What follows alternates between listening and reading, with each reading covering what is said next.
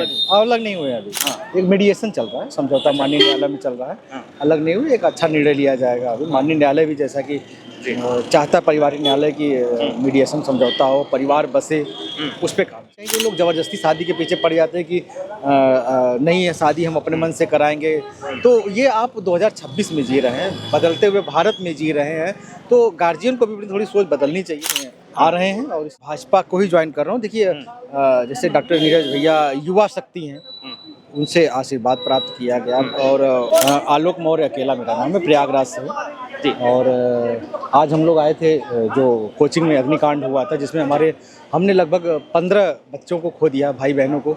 उनके लिए हम लोगों ने इंदिरा नगर में एक श्रद्धांजलि सभा अर्पित की और उन बच्चों के लिए हम लोगों ने 15 पेड़ लगाए उनकी याद में, ताकि उनकी यादें हम लोगों के दिल में हमेशा बची रहें। उस पर हम लोगों ने किया है।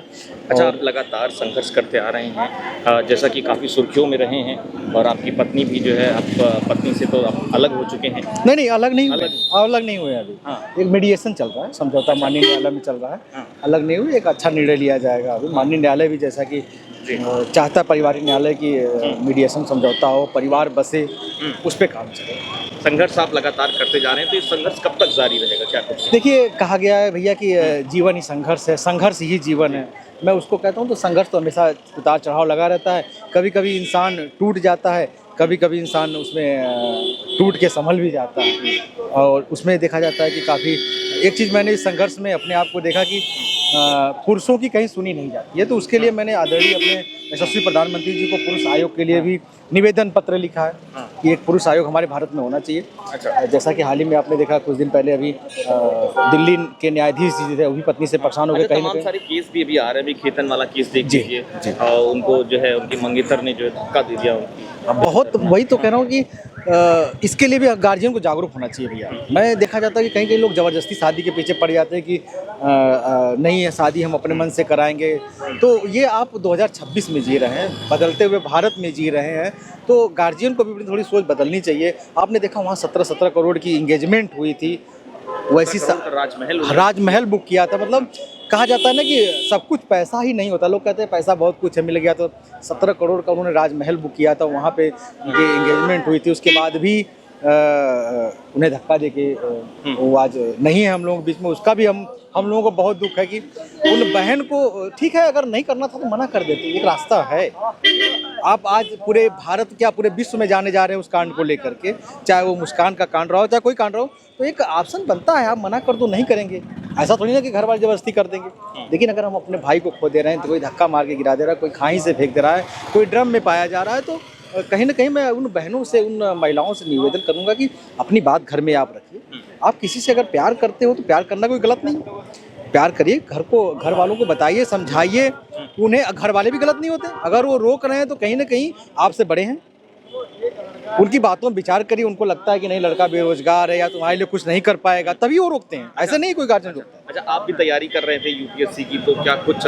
भैया मैं यूपीएससी तैयारी कर रहा था, और अभी फिलहाल मैं अभी परीक्षा दे रहा हूँ, आगे भी दूंगा। लेकिन अभी मैं इस समय लोगों की राय पे, हमारे युवा शक्ति की राय पे मैं पॉलिटिक्स की तरफ अपने कदम बढ़ा रहा हूँ। राजनीति में आ रहे हैं, और इसी क्रम में आज डॉक्टर नीरज भैया से मुलाकात हुई, पंकज सर से मुलाकात हुई, आशीर्वाद प्राप्त किया गया, और युवा शक्ति को जोड़ा जा रहा है। युवा शक्ति के लिए हम लोग। अच्छा, कहीं इसमें लोग अगर जोड़े कि आप पॉलिटिक्स के लिए सब, अगर उंगलियां उठें कि आप पॉलिटिक्स के लिए सब कर रहे हैं, तो उसको नहीं, वो तो देखिए जिंदगी की कहानी है, उतार चढ़ाव आज से नहीं लगा है मेरी ज़िंदगी में।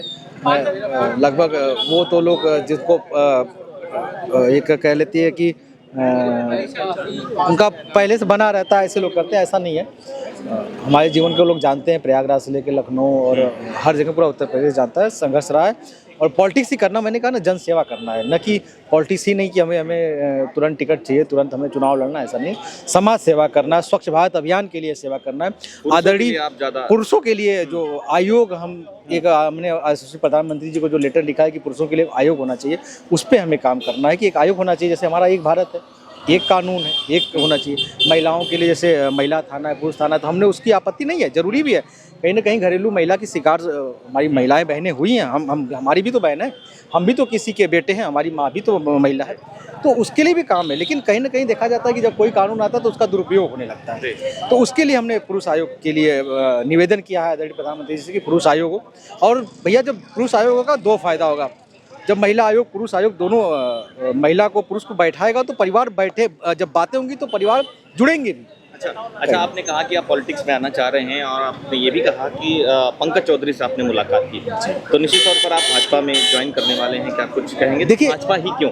नहीं, अभी ऐसा नहीं है कि मैं भाजपा को ही ज्वाइन कर रहा हूँ। देखिए जैसे डॉक्टर नीरज भैया युवा शक्ति हैं, उनसे आशीर्वाद प्राप्त किया गया और पंकज जी से भी, सर से भी आशीर्वाद। पहले से ये लोग समाज के लिए काम किए हैं। आज ठीक है किस पार्टी से कौन है वो अलग बात हो जाता है, ये लोग एक युवाओं के लिए भैया प्रेरित हैं। और हमारे उत्तर प्रदेश के अध्यक्ष जी जो है माने जाते हैं कि वो संघर्ष बहुत किया उन्होंने, तो उनसे हम लोग सीखते हैं।